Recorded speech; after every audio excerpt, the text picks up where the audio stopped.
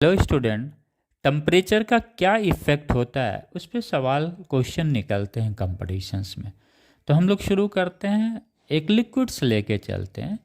Liquids की जो property है उसमें विस्कोसिटी भी है और सरफेस टेंशन भी है, राइट। और फिर डेंसिटी ऑफ लिक्विड्स, इन तीनों पे क्या टेम्परेचर का इफेक्ट पड़ता है उसे हम समझने की कोशिश करते हैं, राइट।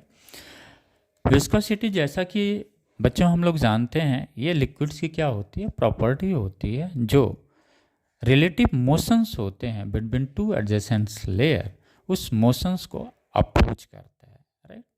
अब इसमें क्या होता है, जब as temperature of liquid which is in streamline motion, यानी ये जब मोशन स्ट्रीम लाइन होगा तभी हम विस्कोसिटी लिक्विड्स की प्रॉपर्टी को समझते हैं।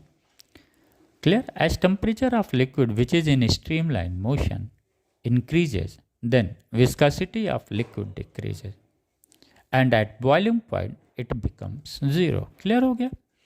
टेम्परेचर इंक्रीज करेगा तो विस्कोसिटी ऑफ लिक्विड क्या करेगी, डिक्रीज करेगी, और बॉइलिंग पॉइंट पे वो जीरो हो जाता है, राइट। लेकिन यहाँ पे एक चीज़ हमें देखना है, जब हम गैस या एयर की बात करते हैं तो यहाँ पे उसका रिवर्स होता है। यहाँ पे क्या होता है, अगर हम टेम्परेचर इंक्रीज करेंगे तो विस्कोसिटी ऑफ गैस और एयर ये क्या करेगा, इंक्रीज करेगा, राइट। इस चीज़ को ज़रा सा आप लोग अपने मेमोरी में रखिएगा, ये इम्पॉर्टेंट चीज़ है, right. Temperature increases then the viscosity of gas और एयर आल्सो इंक्रीज। विस्कोसिटी में क्या था, डिक्रीज कर रहा था, लेकिन गैस विस्कोसिटी किसके, लिक्विड्स के विस्कोसिटी में डिक्रीज कर रहा था विस्कोसिटी। यहाँ पे गैस या एयर में टेम्परेचर इंक्रीज करने से विस्कोसिटी इंक्रीज कर रहा है। This is the key point, okay. आइए, दूसरा जो लिक्विड्स की प्रॉपर्टी हम लोगों ने पढ़ा था, सरफेस टेंशन पढ़ा था, जहाँ पे हम लोगों ने फोर्स ऑफ सरफेस टेंशन भी पढ़ा हुआ था।